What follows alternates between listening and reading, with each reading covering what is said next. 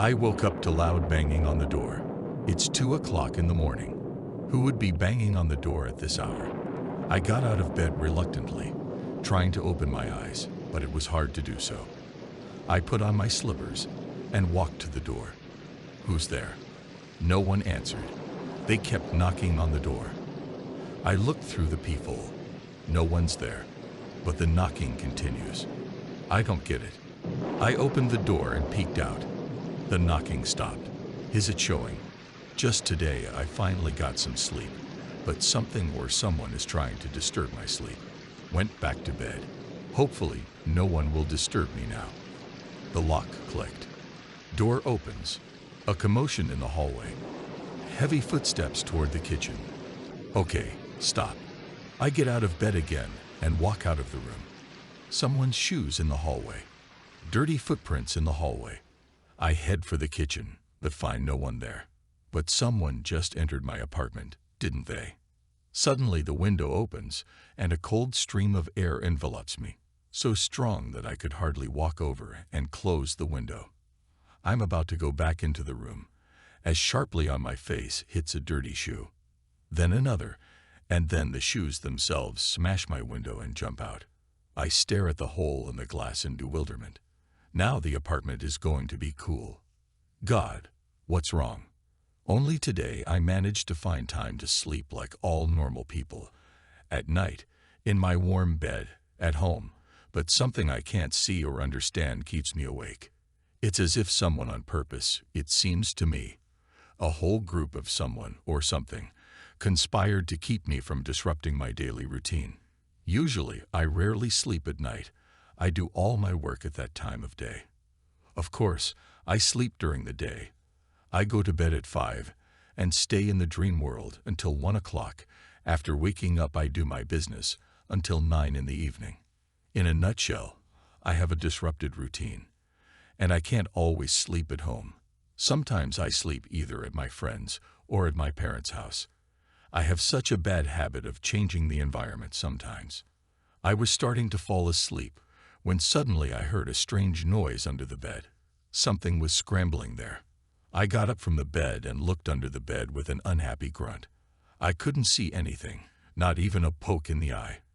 When my eyes got used to the darkness, I could see this horrible thing. Something massive, like a hand, but overly hairy, with wedge-shaped claws, was scraping my bed. Noticing me, it swooped down, scratching my face. I clutched my face, holding back a scream. What a bastard! Jumping up from the bed, I went to look for the little monster. Meanwhile, it was running all over the bed, still clawing at everything its claws touched. Running past me, it scratched me again, this time my leg. So hard, I couldn't even stand on my feet. Falling painfully to the floor, I tried to catch the bastard, but the furry thing was more nimble. It rushed towards the kitchen and began its mayhem.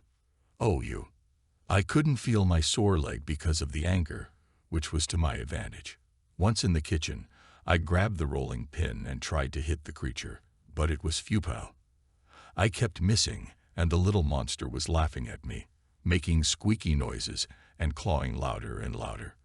And when he got tired of destroying my kitchen, he ran down the hallway, and I followed him.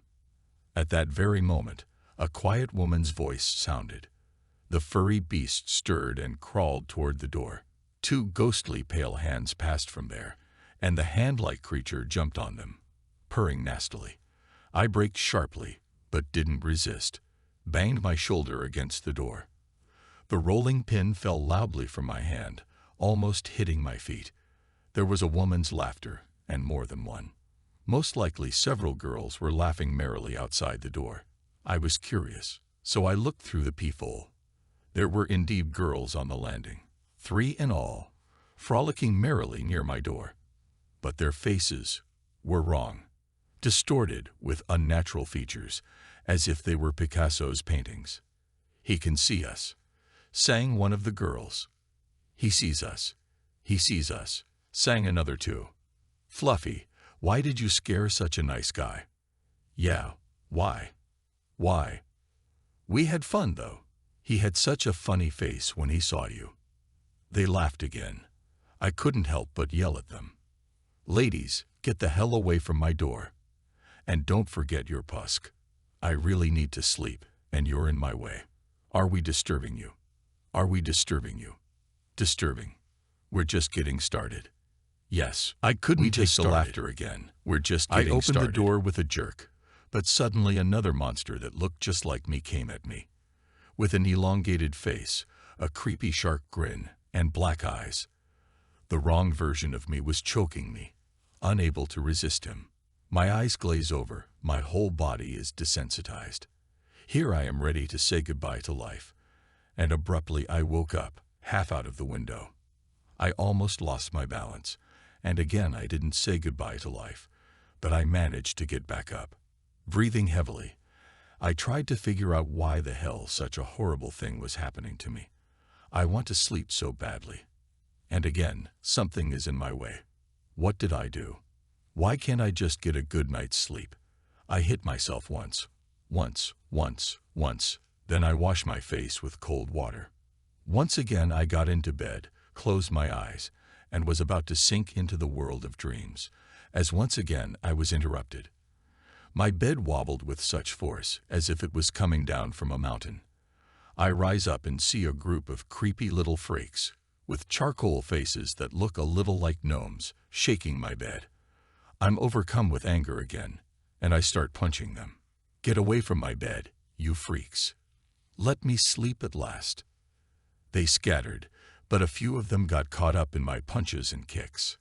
Hey, came a long, aged voice from outside the window. I turned slowly to the window. Someone's shadow was peeking through the curtains. What kind of weirdo came to mock me again?